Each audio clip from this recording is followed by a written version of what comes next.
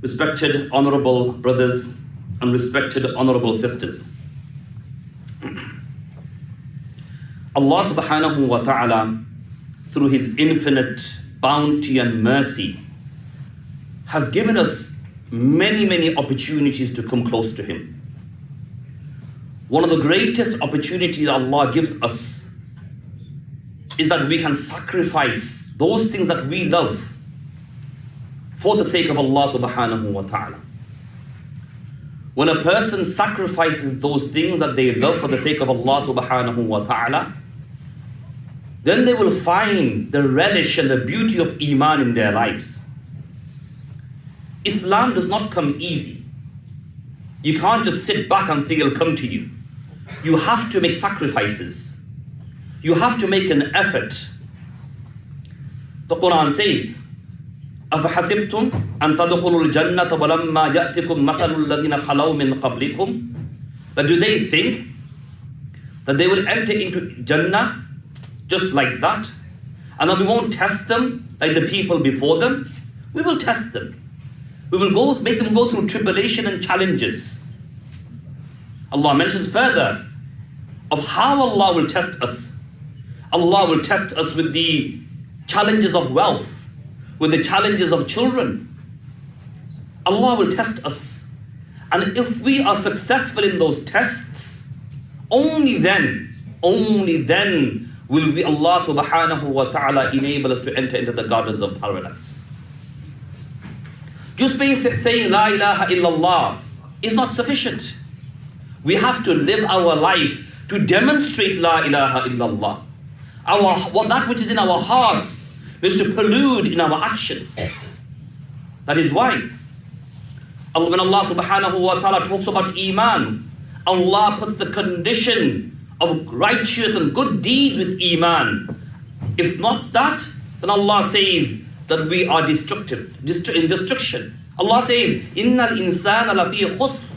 Surely mankind is in destruction. Yani, there is no good. We are destroyed. This is the principle Allah puts down, that by the passage of time, Innal insana lafi khusr. Surely mankind, Allah says, Innal insan. Surely mankind is in destruction. Illa alladhina amanu. Except for that person who believes in Allah subhanahu wa ta'ala, who has belief in Tawheed, in the oneness of Allah. And then Allah says, وَعَمِلُوا الصَّالِحَاتِ. And with that Iman, they have good deeds. Today we have a mentality. I'm Muslim, what's the problem? It's all inside here. Brothers and sisters, all inside here is not good enough. You have to walk the walk, talk the talk. So you can't just walk the walk, you have to talk the talk. Or the other way around. Whichever way you see it. You have to demonstrate yourself to be a Muslim. And one of the greatest things a Muslim does is they make sacrifices. Look at the Anbiya alayhimus salatu wassalam. From the beginning of Adam ala nabiyyana alayhi salatu wassalam to Muhammadur Rasulullah sallallahu alayhi wasallam, every Nabi of Allah makes sacrifices. Why do we commemorate Eid al-Adha? Why? Why do we commemorate the life of Ibrahim ala nabiyyana alayhi salatu wassalam, who was the Khalil of Allah? It's not because it was a period of experience. It was not just a novel experience or an episode that just went past. No. The greatest experience that Allah put Ibrahim through was challenges. And he had to make sacrifice after sacrifice after sacrifice after sacrifice. Only then did he reach the heights of Khalilullah. That is why, thousands of years later, there's not a single Muslim in the world today that does not commemorate the life of Ibrahim ala nabiyyana alayhi salatu wassalam. And it was not only the sacrifice of his son, Ismail, but every tribulation that Allah put him through. When he was in Palestine, when he was with his family, his community went against him, he made sacrifices. They threw him in the fire, he made sacrifices. He leaves and goes towards Misr. And again, his wife, Sarah alayhi salam, she is taken by the king. And again, he makes sacrifices. Allah blesses him in old age with a child. and Allah commands him to take the child and the mother to a distant land, he again makes sacrifices. Sacrifice after sacrifice after sacrifice, only then did he reach the heights of piety. This is not only with the Anbiya alayhim salatu wassalam, it is also the case of the mu'mineen. We are first told to be Muslims. Then we are told to have the characters of a mu'min. And then we are encouraged to reach the stages of ihsan, to be amongst the muhsineen. This is not my topic. However, every stage of a believer is where they have to make sacrifices. And one of the greatest sacrifices we need to make in today's day and age is something that we love the most, is our wealth. Everybody, all of us, I address myself and all of us. We wake up in the morning, we go to work. For those of you, if you are at university or working in education or studying and so on, everybody has this dream that I'm going to earn an income. I'm going to have a big fat wage pack. I'm going to have a huge income coming into my bank account. And I'm going to be debt-free, mortgage paid off, car is freehold, no credit card loans, and I'll be comfortable in life. And for the elders, they'll tell you there's no such thing. The more you have, the more demand there is, the more challenges that you have. But the thing is, we have this thing that we need to go out, we need to make an income, we need to work hard. But the greatest thing that hurts us the most is that when we go out to work and we are earning this income, there's not enough. Or we can't get enough, or we get enough, it's not sufficient. And this money, this material, this beautiful world, this glitter, razzmatazz, tall buildings and flashy cars and beautiful clothes, and there's honor and there's izzah, is all a play. إِنَّمَا الْحَيَاةُ الدُّنْيَا لَعِبٌ وَلَهْوٌ. This dunya is just a play. Wallahi, brothers, the time will come, you will go 6 foot down, and you will think, you know what? This money was nothing. I had money, what did I achieve? I had tall buildings. I had so many properties to my name. I had so much. Yet again, I have got nothing. So we have to make those sacrifices. And when you earn £100, and you think, you know what? From that £100, inshallah, I'm going to give £100 to the path of Allah, to the masjid, to orphans, to disasters in the world. And you make that sacrifice, Allah will increase your wealth. And Allah will give you more.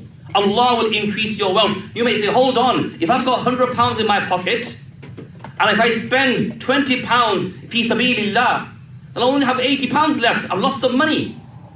But Allah subhanahu wa ta'ala promises that Allah will increase your wealth.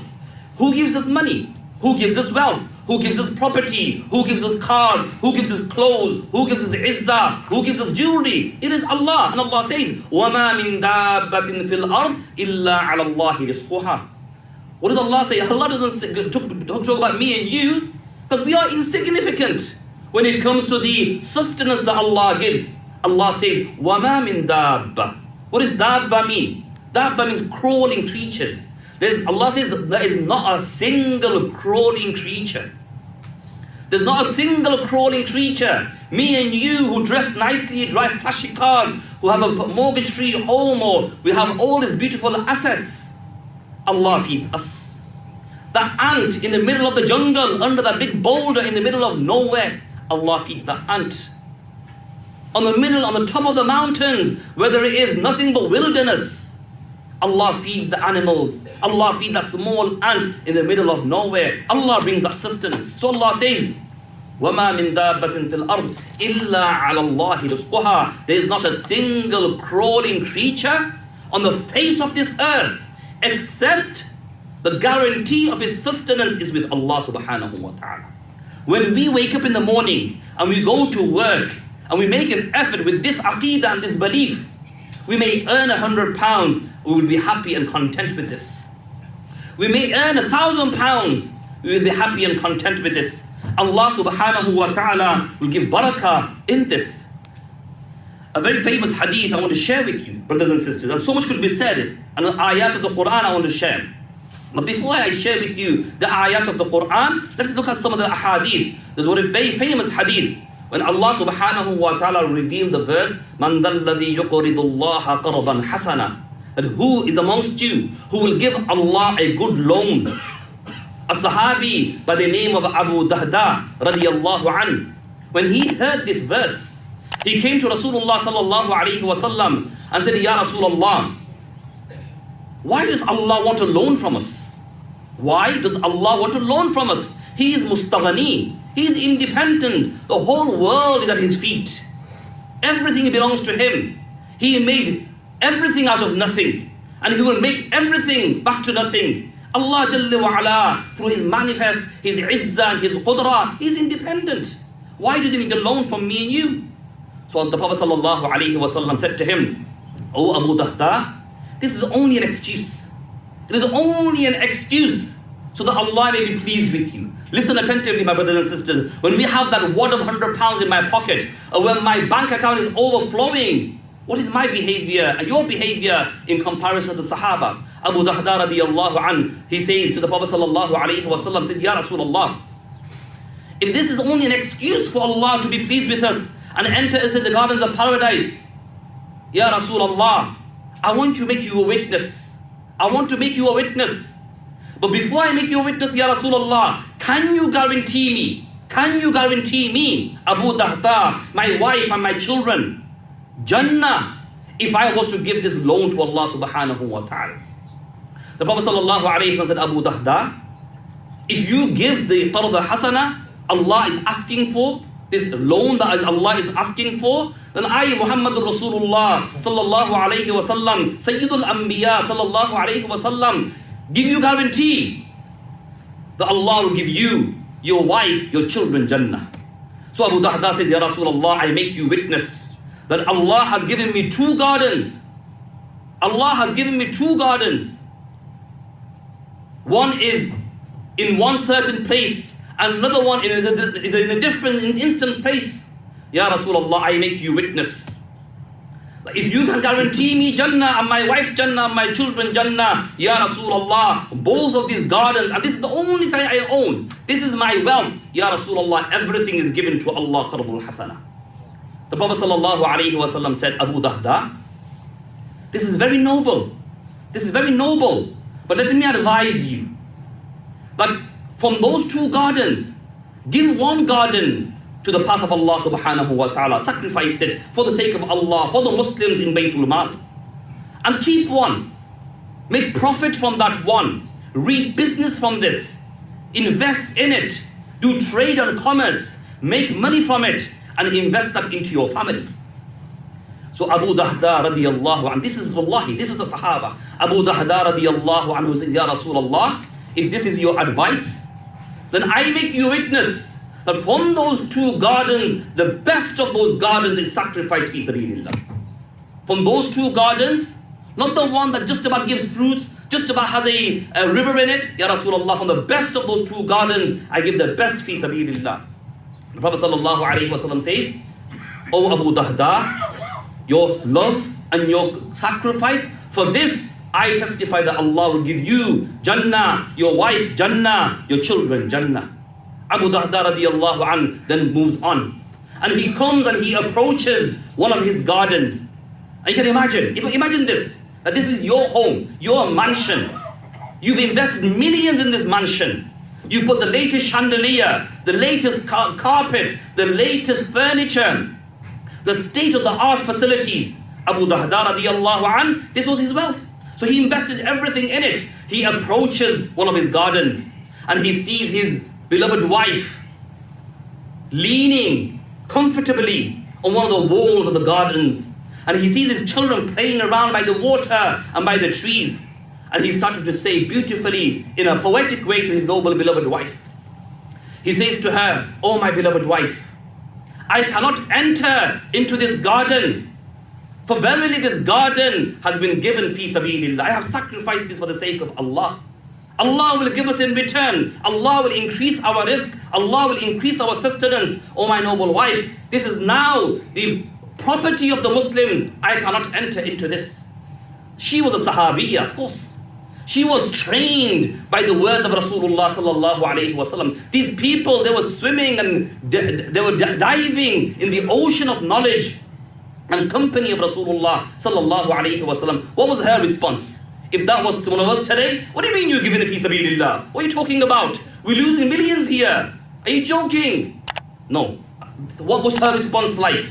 Her response, like that of Sarah alayhi salam, rather of Hajara alayhi salam, when Ibrahim ala nabiyyana alayhi salam made his sacrifice and he left her in the barren land of Makkah al-Mukarramah.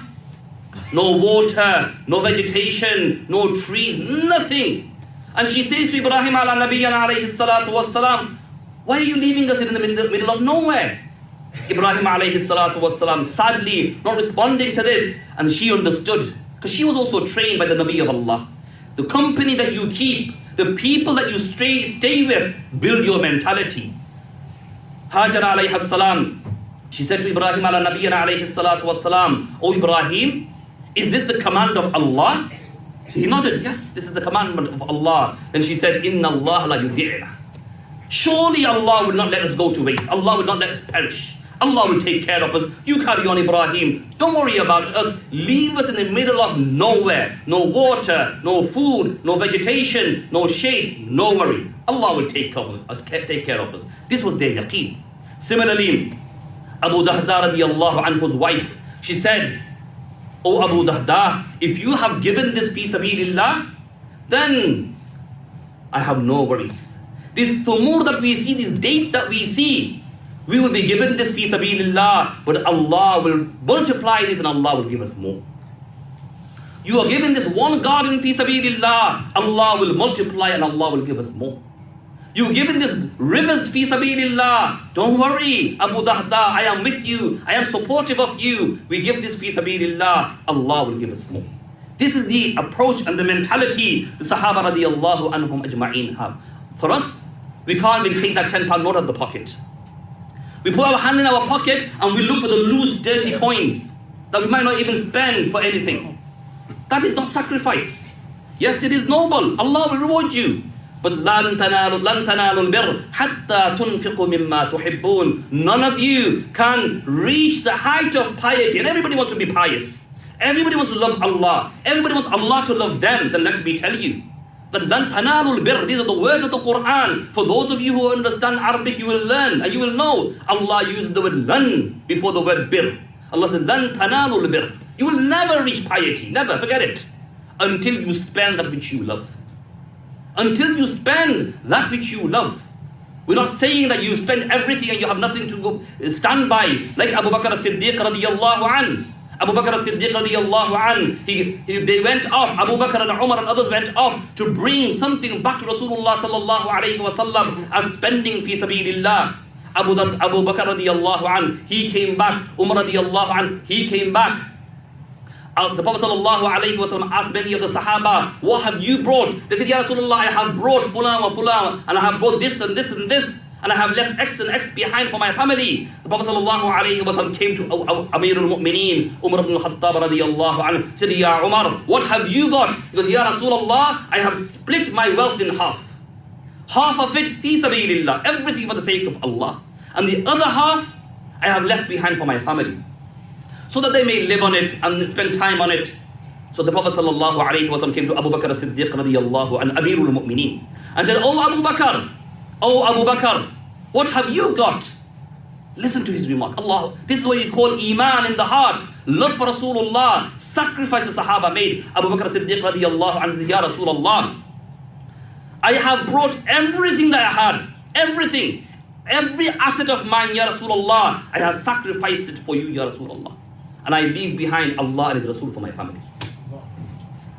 Umar ibn al-Khattab radiyallahu anhu narrates, he says, on that day I realized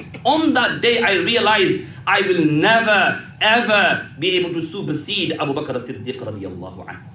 Such was their sacrifice, such was their commitment. The brothers and sisters, the truth is Allah has given us so much. Allah has given us so much. If we in the verse of the Quran, when Allah says that you can carry on calculating the bounties of Allah to the equivalence if the trees were used as pens. If the trees were used as pens and the oceans were used as ink, the ocean will finish. The trees will finish, but you cannot stop counting the bounties of Allah subhanahu wa ta'ala upon you. So much bounty Allah has given. So much bounty Allah has given. But how much of those bounties are we returning back for the path of Allah subhanahu wa ta'ala? The Prophet Allah subhanahu wa ta'ala, he uses the example of spending in the path of Allah as a grain. مَثَلُ الَّذِينَ يُنْفِقُونَ أَمْوَالَهُم فِي سَبِيلِ اللَّهِ كَمَثَلِ حَبَّةٍ مَثَلُ الَّذِينَ يُنْفِقُونَ أَمْوَالَهُم فِي سَبِيلِ اللَّهِ كَمَثَلِ حَبَّةٍ. Allah uses the example of spending in the path of Allah like a single grain. For you to understand it more simply, let me explain to you. When you eat an apple, when you have an apple, you get the apple and mashallah, you enjoy the apple. And you eat the entire apple. And then you are left behind with a core in the middle, which has all the seeds and so on. So what do? You throw it back. We throw it in the bin in this country, but in many parts of the world, they throw it back onto the grass or onto the lawn.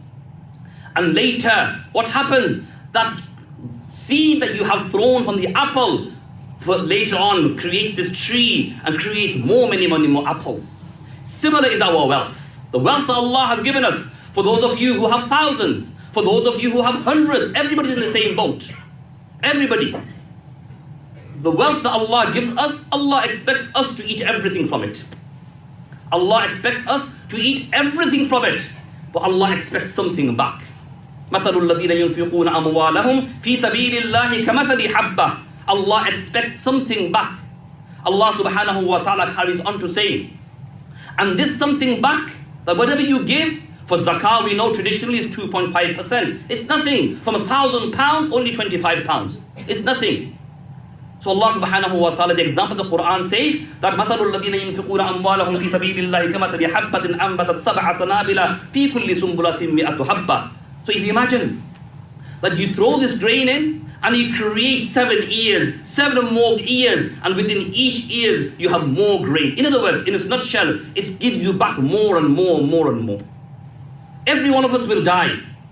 Every single one of us will die. Did you know that at the time of dying, we will beg, Ya Allah, send me back, send me back. What does the Quran say? Why? فَأَصَّدَّقَ وَأَكُمْ مِنَ الْقَلِيلِ. فَأَصَّدَّقَ. So that we can go back and give more in charity. Why? Because giving in charity eases the pain at the time of death. At the time of death, when each and every single one of us will die, we learn in the narrations, it is the most difficult moment of a person's life. The most difficult moment of a person's life. You die the way you live, and you are resurrected the way you die. If you don't live a good practicing life, you'll have a painful death. And if you have a painful bad death, you'll be resurrected on the day of judgment in a bad state. And at the time of death, everybody will go through the pangs of death. The Prophet ﷺ would make dua to Allah, oh Allah, ease for us the pains of death. Ease for us the pains of death. The pangs of death cannot be explained. The pangs of death cannot be explained. It is mentioned that at that time you'll be so thirsty, that if a man was given the water of the oceans, even then their thirst will not quench. This is the time of death. And at that moment shaitan will come. At that moment shaitan will come. And he will try to trick you, deceive you, and you will be in a very volatile state. I ask you the question, my brothers and sisters. If shaitan is deceiving me now, by making me live haram, do haram and behave haram, when I have the capability and the strength, don't you think he'll make us slip when we are volatile and weak? Of course.